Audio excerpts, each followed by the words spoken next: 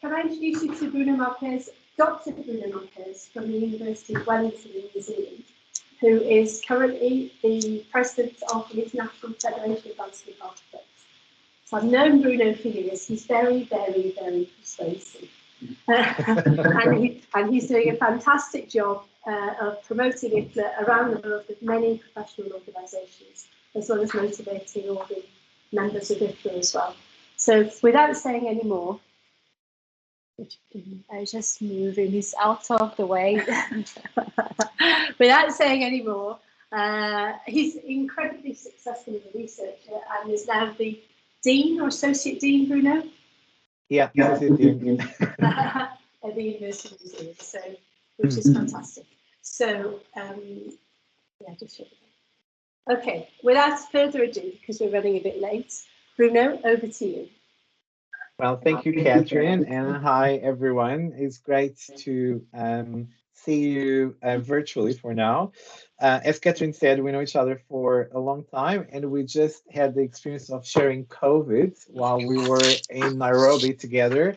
So it was also a great experience, a great bonding experience. That is true. Yeah, that's right. So it's my pleasure to join you this morning in Birmingham or evening here in New Zealand. And it's my really humble pleasure to share with you the work I've been doing here for the last 10 years with Maori communities, our Indigenous people of New Zealand. So the talk really is going to look into the impacts of globalization and colonization. And this is not only specific to the context of New Zealand. There's many other countries that went through similar issues, especially around the rights of their Indigenous people. We are now in the process of decolonization, as we call it, which is a very hot topic. And probably, I don't know if you have followed the news, our neighboring country, Australia, had just a referendum over the weekend to amend their constitution. And very surprisingly, the no won the referendum, which I think is very sad. But I'm happy to share the experience of New Zealand. So before we start, I'm gonna start with the opening in Maori language. If I can change my slides. So whakatake te hao ki te uru, whakatake te hao ki te tonga, kia makina kina ki uta, kia mataratare ki tai, ehi ake ane te atakura, e tio, e huka, e hauhu, ti hei Maori ora. So this is the opening prayer, if you want to call it that way. It's more like a chant, and this just recognizes all of us being here together, but also recognizes the forces of nature that are binding us in this particular meeting. We generally do these from a culture perspective in meetings in New Zealand with Maori communities, where there is always this opening prayer or chant that is to bind people together, but also to protect the knowledge that is being shared in that particular meeting. So I will start with the overall introduction to the topic in terms of understanding the impacts of colonization and the impacts that has had globally, but also in the context of New Zealand. And these are things that we're all very familiar with. We know that our globalization has contributed to a rapid impact of human activity. We also know that so far, all the efforts we have had around conservation of our resources have failed miserably. And extinction rates keep escalating, but also the pressures on biodiversity and climate change. So things that are very familiar to our heart. We also know that all the stuff that we have done so far around environmental management, they cost us a lot, and the impact they have had have been not probably to the extent we expected. And through that, that unfortunately has led to a lot of habitat destruction, over-harvesting, and invasive species. Those became quite predominant. But mostly, I think what's important to retain here is that the realization that nature provides us with crucial and irreplaceable goods and services, and unfortunately, the Western civilization have ignored that a little bit. The most significant landscapes and ecosystems have been modified through human settlement and exploitation of natural resources. And with all this history of colonization and globalization, we know that most of our indigenous peoples in the world have witnessed a decline in their quality of their natural ecosystems. And this, unfortunately, has also created a big impact in their way of life. So the outcome of all of this has resulted in loss of land, loss of culture, loss of identity, and loss of health and well-being. That disconnection from ecosystems and landscape has really put at risk their very own existence as people. So while we see most of these losses as not the most defining elements of indigeneity, uh, the indigenous peoples really defend a strong sense of unity and connection with the land, and that's the way they define their own existence and their own identity. In terms of just recapping some of the historical facts around the context of New Zealand. So you probably are familiar with Captain James Cook. He was the first one that arrived in New Zealand in 1769. So at the time he landed in New Zealand, he estimated that the Maori population was about 100,000 individuals. Within a century, and similar to any other countries that had colonizers, the Maori numbers declined due to the introduced diseases and also the effects of war, while, of course, the European population has increased exponentially. By the end of the 19th century, the early population of 2,000 Europeans had grown to approximately 607,000, while the Maori population had declined by an estimated 30%. Around 1840, the European settlement became certain, and to secure the future of that, the British Crown has signed a treaty with the 521 Maori tribes called the Treaty of Waitangi. So that treaty formalized, of course, European sovereignty, but also served to enshrine New Zealand as a country, but mostly as a bicultural country. And this is very different from any other countries like Australia. We have a foundational document, and that foundational document is important, yet is a problem in a way because there is two different versions. There's the English version, is the Maori version, and those two are different in nature. So for the European version or the English version, it's about sovereignty, while for the Maori version, it's about sharing of resources because Maori did not have a concept of ownership as we currently have. So by the beginning of the 20th century, Maori lived predominantly in rural areas, and only roughly 16% of their population resided in urban areas.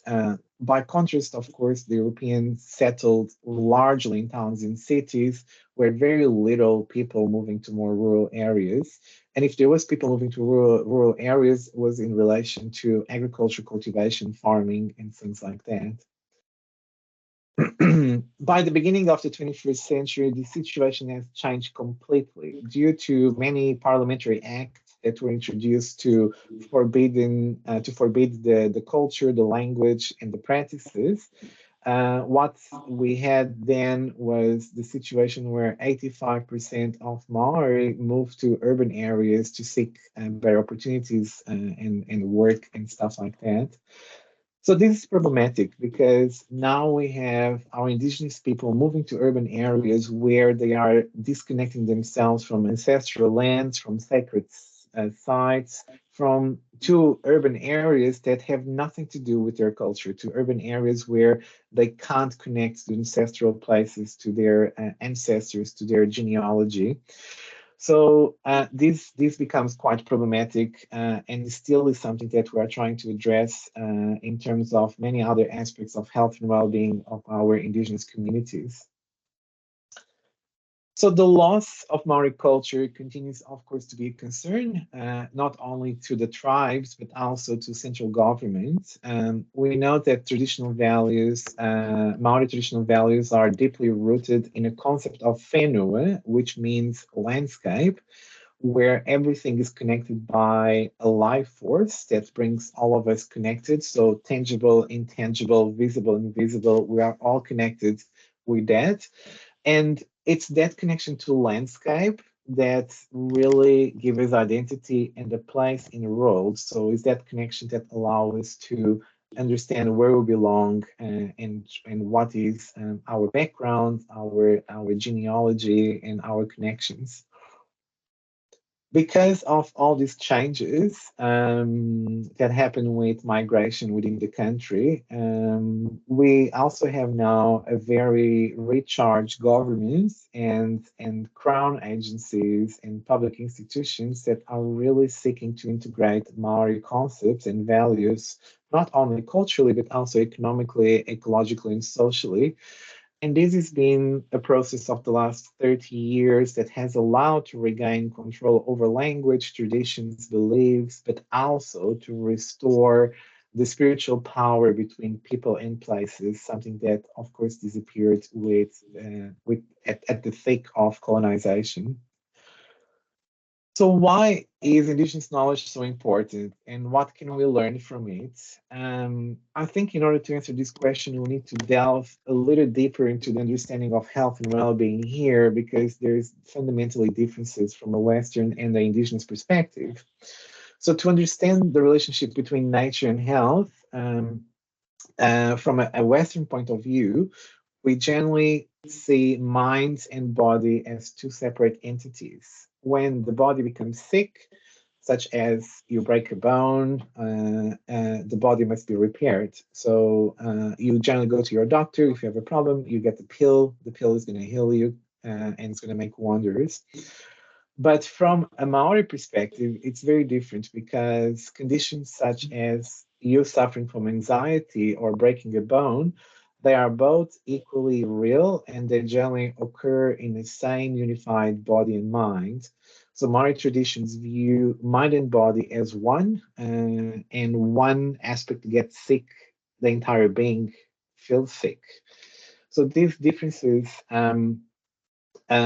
have really directed the evolution of both the Western and Maori health constructs, and I think they also impact quite a lot the way patients are perceived and treated. The Western medicine, of course, looks into the physical body and seeks to fix the physical body. If it's something related to the psychological aspects, it's generally perceived as you are broken.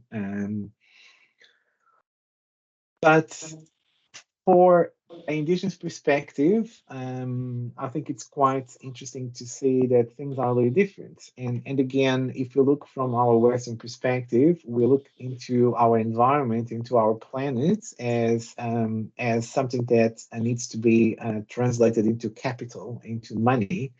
And to fuel our economy, we know the earth is mined, the forests are logged, the water is used for production, and a huge amount of waste is generated. The spiritual aspect is generally ignored in a way, and it's appreciated only through tourism, where you go to these amazing places to connect to the natural beauty or to be in refuge with one. So there's definitely a different understanding. But for Indigenous people, Earth is a sacred environment, and they regard themselves as an integral part of a holistic and living landscape, and they relate to landscape through oral narratives, through tales, songs, customs, even approaches to birthing and healing and death. So all of those have a very strong meaning, but they are deeply related to the environment that you are part of, so the landscape. One of the most important quotes you generally get from a Maori perspective is that people are the land and the land is the people. And I think these are generally a very important way of understanding that intricate connection. And that intricate connection with land generally happens through things that are very relevant for us as landscape architects. People connect to the landscape through forests, wetlands, rivers, coastal areas, mountains, because it's that provides them that sense of identity and belonging. So this sense of identity is definitely protected and cultivated by all individuals because they all contribute to maintain that human nature relationship, and that's part of their daily living. That's part of who they are as people. And also, if we reflect back to those ecosystems, to those landforms that I just mentioned, those are the things that they will generally use to describe themselves. They don't say, "My name is Bruno." They say, "This is the mountain I'm coming from. This is the river or any other water body I belong to." So they give you those as almost geolocators. They tell that those are used not only to provide the reference where they come from in a country, but also those physical attributes of the landscape that defines who they are as people. Um, so one thing that we generally are confronted with is that from a Western perspective and also from the way we do things, there is this prevailing culture where we're all experts designing for people, and I think this has led quite a lot of practice, but also academia in a way. But what we've been noticing over the last decade or two is that we start to move more towards a design-led approach where you are putting people at the forefront, so they are part of the process rather than being part of the problem. And I think this new approach is quite important from an indigenous perspective because not only you are incorporating the physical dimensions of space, but also you are now looking into the social relationships and the subjective human experiences that are so important for us as designers to take into consideration. So in this way, I think there's a lot we can offer as landscape architects because we can really help them in asserting their rights over lands and also having a more democratic participatory process in place that they can engage with. This is quite important as well for an indigenous perspective because now what we are saying is that people are treated as active citizens and therefore they are seen as partners and active co-creators in this design process. And I think this is definitely a change in perspective. And that's why generally indigenous peoples are very happy to work with landscape architects because they feel that we're talking the same language. So this also challenges a lot the way we do things in academia and also in practice, where we are far more used to top-down policy planning, more conventional approaches where there is very limited time to do things. There is almost a predetermined outcome, or if there is any sort of consultation, is for information only because the decision has been made already. So I think this as well creates some friction in a way we engage with indigenous worldviews. So another important aspect is that underrepresentation of Maori and other indigenous groups in Australia, Latin America, US, and Canada, it remains a problem. And there is many of these countries are going through reconciliation processes with their indigenous communities. But as being a problem, I think this also impacts the way we do things in the built environment because we are not really looking into a framework of thinking that is far more culturally and socially responsive to the issues that we are having on the ground. So that's why I think we are at this intersection where we need a more sensitive, democratic, and participatory process as part of a ground up response that our indigenous peoples are so desperate to have, because that ground up response allows them to then engage and reconnect with values and customs, but also I think allows them to educate us as the non-indigenous people that there is other ways of doing things and we should expand our horizon towards that. But as designers, I think this also really puts things in perspective because now the designer is playing the role of facilitator.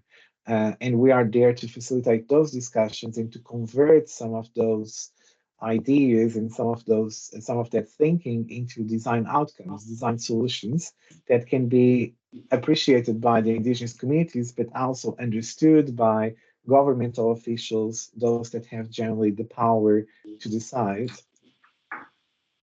And I think here it's not rocket science. Like things that are very important is really things that we have in our toolkit: visual representation techniques, sketches, drawings, mind maps, collages, diagrams, physical modeling. So things that you can use to capture that unconscious collaboration where individuals are working alongside the community and facilitating those discussions. So I remember even things of just being with some of the elders, and they are just drawing on the sand and expressing their views. All of those subtle moves become quite important on the way we capture information, but also on the way we communicate outcomes. Um, so this is just a little bit of the background in terms of the process and the thinking that goes around working with indigenous communities. And I think now I'm going to move on and show you just some examples of that through some of the work that I've been doing here in New Zealand. So first things first, in a country where biculturalism has really emerged as a organizing national ideology, the role of landscape still is highly contested. There's still lots of stigma around the past and things that the Crown did and remediation of that and apologies here. So there's still a lot going on. The area that I've been working with is not far away from the capital city. So this is the North Island of New Zealand. The capital city is down here at the bottom, Wellington. So we are actually here in this little harbor. And this is one of the regions of the metropolitan area of Wellington called the Wairarapa. So this is probably the most rural region of the city, of the metropolitan area. It's quite long. It's 130 kilometers long, 65 kilometers wide, very low in population. So we're talking about 44,000 people in a region of about 800,000. Um, it's about 60 kilometers away from Wellington, so relatively close. And because of that, there's been a lot of investment on infrastructure, motorways, railways, but also lots of housing developments because it's far more affordable housing than living in the inner suburbs of the capital city, but also a region that is characterized by intensive agriculture, particularly monoculture, and extensive beef and sheep grazing. And because of that huge land transformation that happened over the last 100 years, that has depleted also massively the natural resources and caused many other issues. So this is how it looks like. So it's an area that's quite flat. You can see a massive lake at the bottom. So that lake is quite important culturally speaking because in one of the foundational myths of creation of New Zealand, the North Island is a fish, and the fish has two eyes. I will just go back to the other slide because you can see that better. So two eyes are Wellington Harbor, that's the salt water eye of the fish. And then the other one is the Lake Wairarapa, which is the freshwater eye of the fish. So beautiful area, but you start seeing immediately all the different subdivisions around land management. It's also the area with the third biggest tribe of New Zealand that takes all the area that you can see in red, and that's also quite important because it's quite a big tribe. What is very dramatic here is that that lake that I just mentioned, in 150 years of colonization, that lake went from about 210 square kilometers to 78 primarily because we decided that river needs to be disconnected from that lake. So you can see here in 1959, the diversion was established, sorry, 1979. And with that, this lake stopped having natural flashing. So it became a pool of bacteria and sediment. We also, because we wanted to change the land use, we created about 200 kilometers of levees around that lake. We also start pumping areas to keep them dry all the times. So areas around this diversion that was established, we still need to pump them 24/7 to keep them dry. Um, Now here we are. So this is all very dramatic, and I think for the tribe itself, what they wanted was their voice to be heard because they were so much attuned with the changes, the dramatic changes that happened to the landscape, into those ecosystems, that they just wanted someone to hear them and to convert that trauma, that stigma, into design outcomes, so they could just go to the authorities and say, we want this to change. So during the meetings we had with them, and without big surprise, they kept referring to the physical attributes of these landscapes. So the mountains, the hills, the cliffs, the gullies, the rivers, the lakes, and all of those were perceived as sacred places. They were places that were either used as general location, but also places that had very strong connections to narratives of wars between tribes, or their elders that died in those places, or places that were used for rituals or worship or healing practices. So they were generally places that had a very strong narrative associated with them. And there were places that, of course, were very protected by the tribe, and they wanted those places to be considered as we moved along. So I think that's where we came on board. So by hearing their stories and hearing the why they're connected to landscape, but also understanding there was a massive impact in a local ecosystems, we start working with them to convert some of those issues into opportunities, and things that can be perceived at times as flooding, for instance, as a problem for the tribes, was a blessing, because flooding was about plentifulness. There was lots of water. There was organic matter that would refresh those soils, and they could be used for production. While for the Western perspective, it was seen as a problem. So they wanted those things to be taken into consideration, but also they wanted some of those solutions to be approached from a cultural perspective, from an indigenous perspective. And it was not that they wanted to whack everything that was there and say the farmers, go home and pack your bags, but they wanted to find a middle ground where there would be a change in approach from the farmers, but also from their side, there would be some attention given to some of the ecological remediation that needed to happen on those sites. So this design approach, where we involve the stakeholders and we involve the tribe, really led into this collective experience of things, events, and places that everyone had this common understanding of the different sites. They would explore, or they would get to know those sites from a different angle. But also, as we did that, and we get the community involved, there was that very strong feeling of ownership, guardianship, and custodianship of those lands. Even for those that were non-Maori, they became a little more attuned with the fact that there was a certain level of respect and consideration that needed to be given to the landscape, almost as the personification of landscape. And I think that is something that is very important here, is to understand that landscape is alive, and it's be treated as a person. So reflecting in all of these, we came up with a framework that was far more design-led and far more inclusive and far more respectful of the facilitation of the different people that were involved.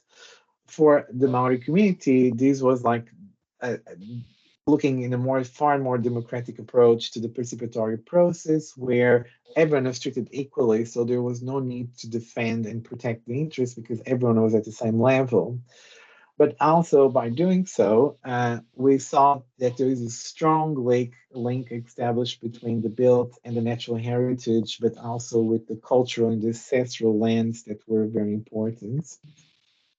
So in this way, there was these four steps that we came up with: uh, understanding of the place, relationship building, respectful facilitation, and empowered participation. Those definitely the four steps that we noticed were quite important in this process. The first one, probably the most obvious, understanding of the place, but was also understanding of the place from different angles, understanding the social, the ecological, the economic, and political views that define the places we were working with, because understanding that past was quite important to then embrace the present situation and design for the future. But also provided us to include a far more broader understanding of concepts, a far more broader understanding of cultural protocols, tribal affiliations, and how would all this fit within the wider community of people beyond Maori people. Then the other step that's very important was relationship building. And this is very important for Indigenous people. If we go down to business straight away, they will cut you off immediately. So they need to understand who you are, why you are there, and what you're doing, and what's there for them as a collective.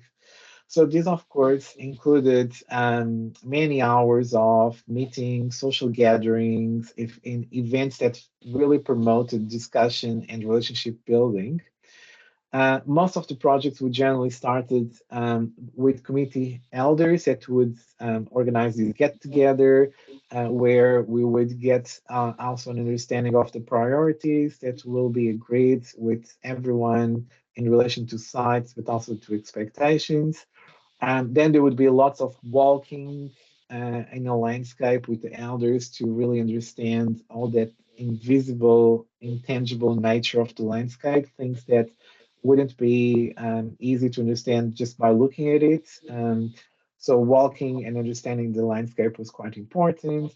Sharing foods was very important as well as a way to bring people together. So all of these different types of engagements were very important for that relationship building.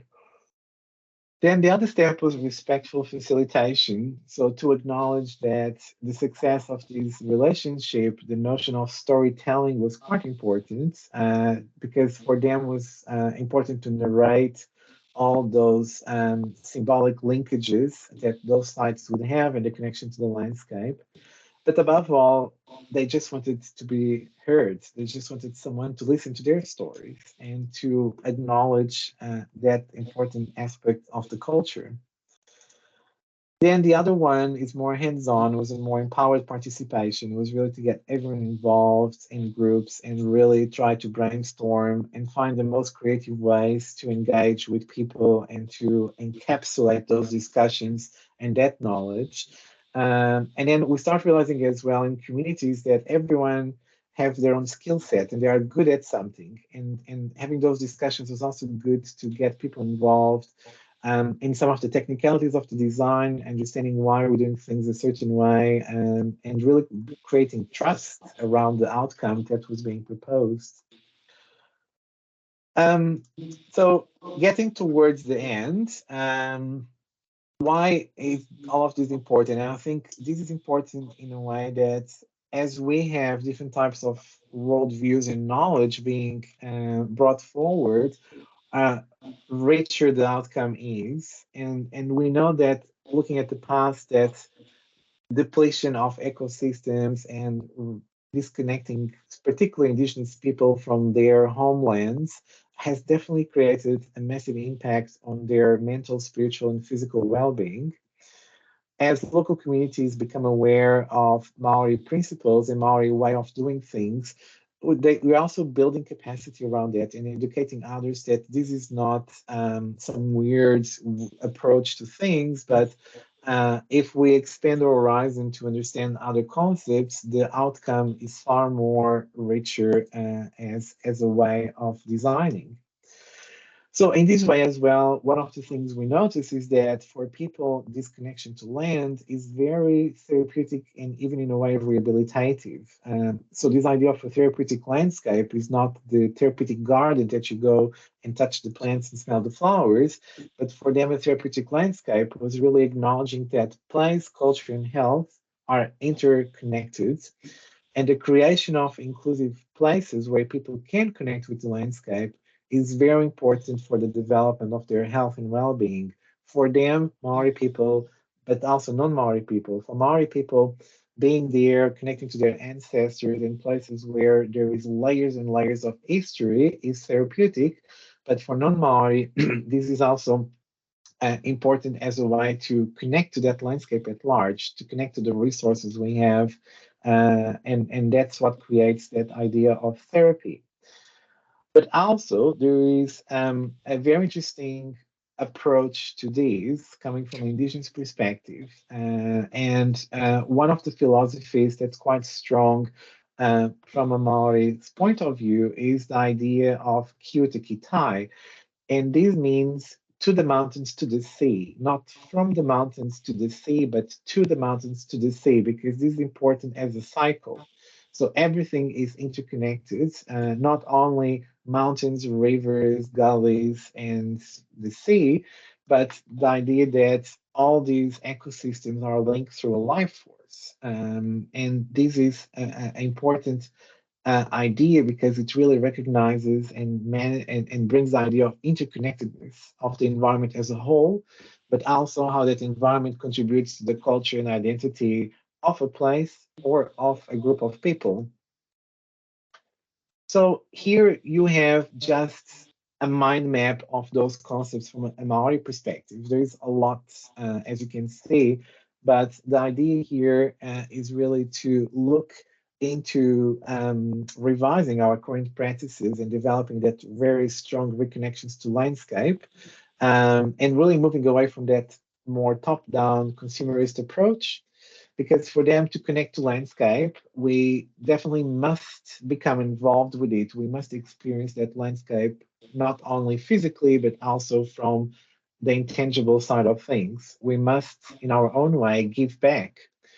So in this way, the meaning of landscape is expanded beyond that traditional therapeutic ideas that seek to repair the body, and instead we become part of the landscape in that far more symbiotic way where we care for it, but also it's placed on a framework where caring for people that heal the landscape that also nurtures them at the same time. So again, the idea of cycle is coming back. So just to wrap it up, I think what is important here is really to retain the idea that the proposed methodology is about rediscovering Indigenous knowledge and the relevance that it has to our lives. Indeed, Indigenous knowledge extends well beyond the environment, and it expresses values, principles, human behavior, ethics, and relationships. And that also examines the connections between landscape, health, and well-being in this case. By understanding different ways of knowing, such as Maori knowledge, the landscape architects, as we are, can better comprehend the relationship between people and landscape. And I think by combining Indigenous knowledge with Western science and technology, we can foster a culturally and social responsive outcome that work for both Indigenous and non-Indigenous people. Unuhia, unuhia, unuhia ki te uru tapunui. Kia watea, kia mama, te nakau, te tinana, te wairua, i te ara takata. Koia rai rongo, whakairia ake te runga. Ki tina, tina, hui e, tai ki. Thank you very much for your attention, and I'm happy to take your questions.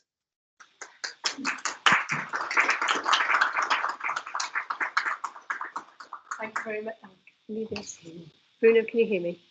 Yeah, I can hear you. Okay, thank you very much, Bruno. That was excellent and really interesting for the project that we're doing at the moment, and thinking about how that sort of connection with the land can be applied in cities and urban areas, which is what we're working on at the moment. So are there any questions here? Do you know that will answer the question? Anybody got any comments? Yeah. Question. In the case study, you describe a massive intervention in the natural flow of water.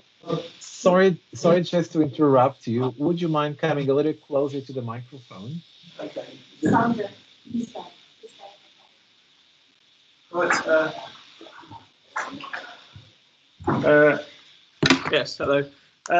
In the case study, you describe what's a massive intervention really in the natural flow of water that reduced a large, vast sort of water body by, I don't know, 70% and so on. So you've had these meetings and engagement and all that. I just wonder what, in terms of reversing some of that damage, let's call it, what was physically achieved in terms of, reversing some of that? Well, there was some projects around the lake edge that was about wetland restoration. Some of the former wetlands that used to happen anyway along the lake edge. We also looked and implemented some changes to farming practices that were far more attuned with using native plants and native or more sustainable cultivation of crops, and stopping some of that insane pumping of 24/7 that they used to have in certain areas. We also persuaded some of the farmers to move some of the sheep more uphill because sheep don't really like to have wet feet all the times. So there were some little things that happened around wetland restoration, changing of farming practices, that were quite critical to set the tone for the other farmers, that if we would go in that direction, it would be a win-win situation for everyone involved.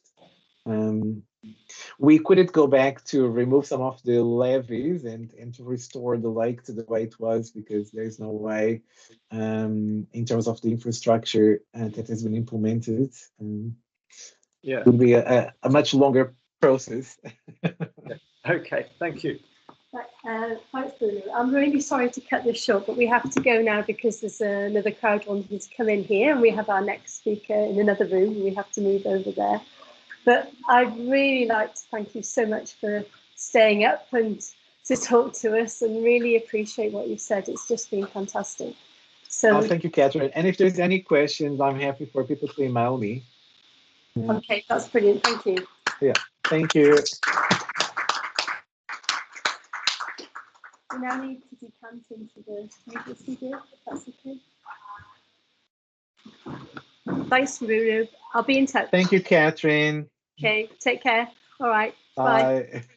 Sorry to leave you so quickly. No worries. Bye.